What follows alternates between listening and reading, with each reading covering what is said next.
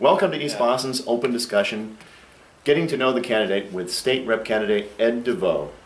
East Boston Open Discussion is East Boston's first and original and premier open discussion format, and available at www.eastboston.buzz. So we're here today with Ed Deveau, candidate for State Rep here in East Boston's first Suffolk District. Now, he's also joined here by McKenna Reardon, his girlfriend. And if you're unfamiliar with Ed, Ed is a lifelong resident of East Boston with a great history of civic engagement in his family. He's also studied political science at UMass Boston, and during his time at UMass Boston, he interned under then State Representative Anthony Petrocelli. And during his time with Anthony Petrocelli, State Rep, he served as his chief of staff. He did considerable work along with environmental issues, community development, election laws, but he's probably best known right here in Eastie for his Eastie's Elves. So he did that right here in Eastie, and that's probably what he's best known for providing Christmas gifts and food, as well as food to underprivileged children right here in East Boston. All that said, today's conversation with Ed is probably more on a personal level, less politics, to kind of get to know Ed the candidate, Ed the resident, the person here right from here in East Boston. So Ed and McKenna, welcome here to the program today. Thank you for having me. This is great. It's a pleasure to have you here. It's such a snowy night. We're actually here at we're at Ed's campaign office here on Bennington Street. Yeah. So have you been faring okay in the snow the past few days here? I think we're doing all right. I think just as well enough, and I think everyone else is in the same predicament that we are. We've spent the past couple days shoveling out cars, and have the great distinction of having a corner house, so there's a double lot that we have to shovel. That's probably half a city block, but I think everyone's in the same position as we are. So I think we're doing okay. So Ed, good. So tell me, whenever I've come across a good politician, I have to say that every time I met a good politician, they've always had a good group of people behind them, their family, their friends, neighbors. As far as their upbringing. Maybe you can tell us a little bit about your upbringing, your family, your friends, and how they've influenced you. I appreciate that. As you mentioned, lifelong resident here in East Boston, and my family's been here for over a century. My great-grandfather came here in 1910, came down from Canada to work in the shipyards. He ended up living on Trenton Street when my grandfather was born, and my grandfather went on to serve in World War II. He was a disabled American veteran. And I came back and became a Boston firefighter. Lived right over here on Saratoga Street where my father was born. So I'm very fortunate. I come from a great family. I'm very lucky. It's an interesting story because my mother actually immigrated here when she was 6 years old from Italy. So it's a good balance.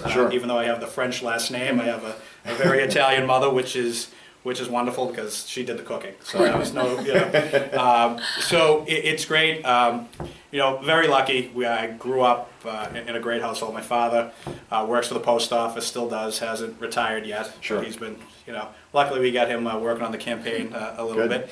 And, I was very fortunate. I went to local schools here. I went to St. Mary's and I went to Dom Savio, and was always involved in the community, whether it's, I spent, I think, every day after school at the now Marty Pino Community Center, but it was the Oregon Heights Community Center at the time, and actually Marty's son and I, we went to school together. So it's just all these different connections, and just met so many people there, played Little League, BNBL, all these great things. And so I was just fortunate enough to really come across a lot of great people in this neighborhood, and made a lot of dear friends. And those friends that I met in kindergarten, and they're still my friends today. They're out there. I got a few guys out there shoveling out some people and hanging signs for me, and I'm very fortunate. I say it all the time. I'm the luckiest guy I know to have grown up here. If you were able to point to one person in your life that has probably the most influence on who you are today, who would you? Sure. I have to say, so when I'm very lucky. I have my sister Michelle, but when I was a kid, when I was 7, my brother Kenny, so I'm one of 3, my brother Kenny passed away from cancer. And it's one of those things. My family took it hard, but we were able to rally and come together, and now it's just we always remember sort of the good things. So and as I understand it, that's been kind of the impetus behind your efforts to support Jimmy Fund and. So I look at it this way.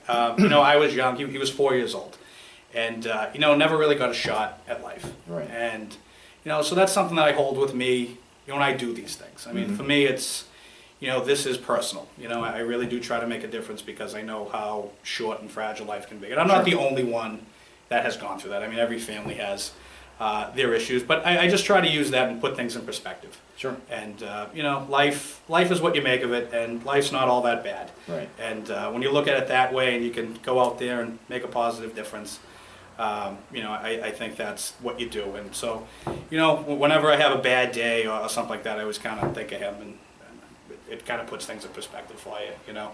I think that's the key in life. You know, keep your motivation and, you know, your focus in life to have that person. Yep. You know, your family and friends, sure, but to have that, you know, label of ability to focus and use that as a source for your energy moving forward for helping out the community. Absolutely, and it's brought a lot of good. And you mentioned the Jimmy Fund party, and that's something my family just started a few years back. We always had, you know, donated and we're in a check, and then we just decided, hey, let's do something, you know. And it started off as a small event at the Orient Heights Yacht Club. And you know, we raised some money, and it was great. And then it sort of evolved into this you know, great summer beach party kind of theme that people have really begun to enjoy. We've done live music, we have you know, raw bar and great raffle prizes and things like that. And we're able to raise a lot of money, and it all goes to the Jimmy Fund. So I think over the past couple of years, for small donations and things like that, I think we've raised, it's over $30,000. Excellent. That we were able to just send in, and it's so rewarding. Like I love doing it. It's a fun night. Sure. And you know, so if you can do that good and have some fun, and it's well worth it. That's all worth it. Yeah, definitely. So we're also joined here today by McKenna Reardon. My secret weapon. Your secret weapon, yes. I know this kind of gets to the point where you were talking about. There's kind of that blur of the line between personal life and political life. Is that play that's going on there? Yeah. Obviously, I'm sure, McKenna, you feel that every day. Now, wait a second. To get something clear here first. Now, you two have been going out for how long now? Now, I'm not going to ask Ed this. I'm going to leave this one for the female question. Yeah, we need those like match game or Not a polygraph. So we've been together about 6 years now. Yep. Okay, good. And so tell us a little about how you met and what intrigued you most about Ed when you first met. Well, I had always heard about Ed Deveau. I worked at the State House, and I was working in the Senate President's office at the time. And a few of my coworkers lived in East Boston because we started when Senator Travellini was still Senate President. Sure. And so they had Easties House, Senator Petroselli, and Eddie, of course. Yeah. So I went over there one Christmas with a few of my friends, and you know, I had heard about Ed several times over. Good things, I hope. All good, of course. I don't think I've ever heard anybody say a bad thing about Ed Deveau. I will say that. But, you know, so finally it was like I was able to meet him, the man, the myth, the legend. He lived up to all my expectations and has gone on to exceed them. Yeah, and that's great. and we had our first date at Santopio's a few weeks later. We did, and yes. the rest is history. Wow. I mean, if you're going to take a girl on a first date, Santopio's is the way. Santopio's the place, huh? Yeah, Absolutely. definitely. Not take-up, but inside. Inside, Yes. okay. You want to get the combo. Combo or else. and a pizza. Yeah. Combo and a Exactly. pizza, that's what does it, huh? Absolutely. All right, good. Yes. So, You gotta spring for it. Yeah. So, along these lines here, now obviously, you know, this is going to be, you know, Ed's going to be, you know, this is his first campaign for political office. Now, obviously, he's been quite active in the community politically already for some time. Maybe you can tell us a little bit how you've been dealing with that and being, you know, kind of sharing Ed, you know, with the rest of the public here in East Boston. Yeah, absolutely. I mean, you know, since I've known him, since we have begun dating, you know, he's always been, we always used to joke, he was Ed Deveau, man of the people. Sure. Because, you know, we'd be out to eat and someone would come up and be like, oh my gosh, I'm having this constituent issue, I'm having trouble with my health insurance or my house. And you know, he was always there. He was the guy. Yeah. And, you know, for a while I thought, okay, he works for Senator Petroselli, I guess that's all kind of tied together. Right. But, you know, even after he left Senator Petroselli's office, I found that that was still the case, you know. Right. We'd go out, and even as, you know, private citizen Ed Deveau, you know, he still was getting all these, you know, So you've come to accept the romantic definitely. nights out are Yeah. kind of public too. But you know what? It's like he's been involved in politics for a very long time, but Sure. I never see him as a career politician. He's a career public servant. Okay. And I think, well, it's true. It's very complimentary. It is. You know, yes. I don't think that I can ever picture him not somehow being involved in public service. It's his passion, it's his life, and you know, if that means that I have to share him a little bit, I'm more than happy to do so. That's very nice. You can always bring another chair up to the table when we're out for dinner. That's okay. Yeah. That's fine. Dinner with Which I'm friends, sure happens. dinner with Oh, friends yeah. is great. You can never yeah. have too many friends. Exactly. Yeah. When you're, when you get a chance to go out on a romantic night out here in Eastie or elsewhere, Sure. you guys have a little spot where you like to go to, Yeah, I mean, or spots. so romantic. It has to definitely be Reno's, I'd say, right? I mean, you can't. Yeah, I mean that's where you go. Okay. Yeah, I mean, I think we've done a few Valentine's days there, a few birthdays. Sure. Yeah, I mean, it's so good. Right. You know, and he's sort of. I mean, you have to be careful when you talk about restaurants because we have a lot of amazing restaurants in East Boston. Sure. But, Reno's, I think, and a few others here set the bar pretty high. All right, and, good. You know, Well, everyone so has their own particular as- romantic night out. as much as I love the North End, and I have a lot of dear friends that live there. Sure. If I'm going for Italian food, I'm not leaving East Boston. No. All right. So I There's think that's no us. need. Yeah, it's just a great spot. So Right. but I think we have a few other go-tos too. Yeah, we have quite the If it's rotation. dinner with friends, it's probably Santapio's, a Little Asia, or Sure. if it's takeout, it's probably Jalisco, Yeah. tacos and burritos. Saigon Hut. Yeah, Saigon Yeah. Hut. On the couch with us and our dog trying to get at it. Yeah, exactly. Yeah. It's the last romantic evening. Yes, exactly. So now, Ed, now on the musical side of things. So Yes. if I walked out to your car right now, Yep. what would I be listening to if I turned on the radio? Probably, let's see. So my car is probably buried in about 2 feet of snow right now. But if you were able to shovel your way in, it would probably be ZLX or 96.9 because of the throwback lunch. Okay. I'll So admit some classic rock mixed in classic there. rock with some like 90s hip hop. Yeah. Okay. Or maybe like 98.5, the Sports Hub. All right. Following a Super Bowl win like Yeah. that. That's what he Sure. wants to. But I'm guilty. 96.9 throwback lunch. Yeah. Or ZLX definitely. Yeah. All right. And so, have you ever played any instruments yourself, or No, but I always wished that I had. I always Right. wanted that, and for no great reason. I never learned, but I appreciate everyone that does. I mean, Right. it's a great accomplishment. Maybe someday. Yeah. You never know. I mean, life. We still got a lot. did you to ever go, so- did you ever yourself get a chance to listen to music here in East Boston? Or? Well, I gotta tell you, I mean, I went to the fundraiser over at Zoomix the other night that they had, and what an amazing show! Like, it really did. It blew my mind because I walked in, and the lights were sort of dim. There was a great band. Like, people were really having a good time. There was a bar in the corner. It was just this like really cool thing, and I just said to myself and everyone that I was talking to there, like, what an amazing thing to have here in East Boston. Like, it's the beginning of something, you know? And I just thought that was awesome. Like, I was just totally blown away by like how cool of an event it was. Everyone Sure. I talked to seemed really excited by it. I noticed some people just walking down Sumner Street that poked their head into Zoomix Right. and said, and just like, I think they came in. Right. And that's a program that has done tremendous work with kids, and just to see them sort of parlay it into this, Right. I think that's awesome. The night before, I was at a fundraiser for the East Boston Playhouse. It was an improv night, and I think just anytime we can encourage music and arts and theater, I mean, it definitely makes for sort of a well-rounded community. And Right.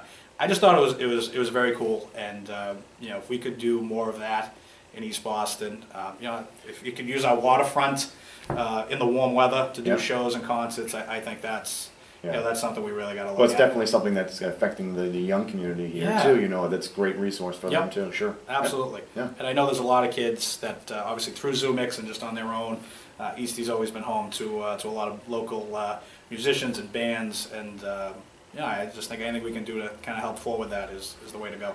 Okay. Yeah. Take one step in the other direction here Yeah. now. Obviously, it's pretty cold out here right now. Just a We're- little, Now yeah. we're taping now, and we're just after coming out on the heels of two different snowstorms here. Yeah. So if you were to have your dream vacation, Yeah.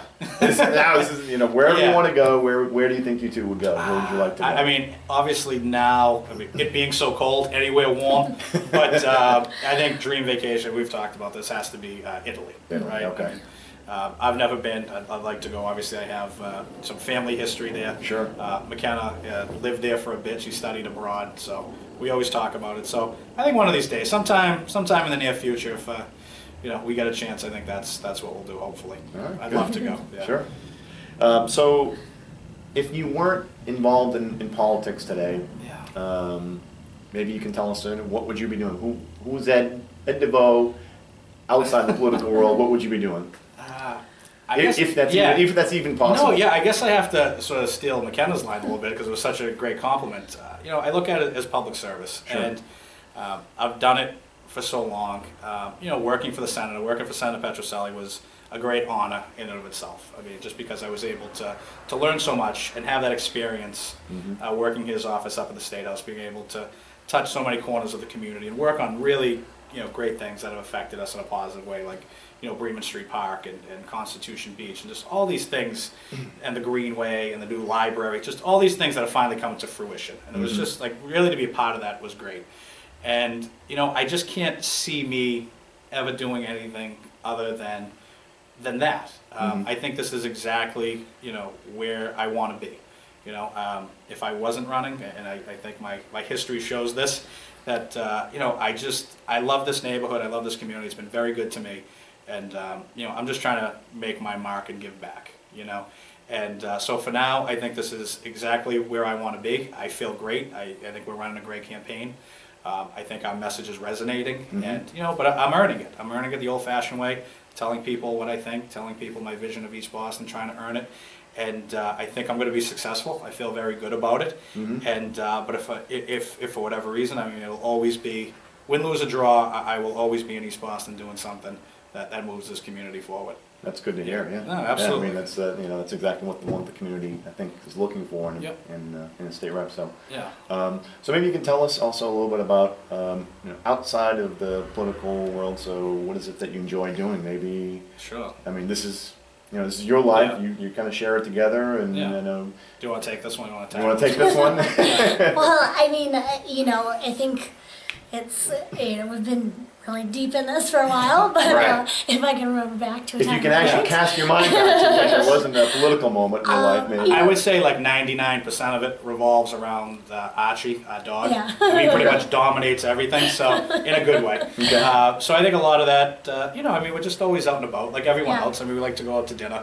What kind of a dog? So you said Archie. What kind of a dog do you have? Yeah, he's a toy poodle, but Toy he poodle. but he thinks he's a bull mastiff. Yeah. Okay. That's the problem with Archie. Still in the Napoleon complex. Yeah, I sort of adopted him through her, but like he's, you know, we're buddies. Yeah. You know? And, Yeah, that can happen. Yeah. Yeah, so no, he's great. So in the warm weather, I mean, it's always walks, and but Sure. we like to go to the beach, and if we have some downtime, if you can get down to the Cape for a couple days, you know, I like to go.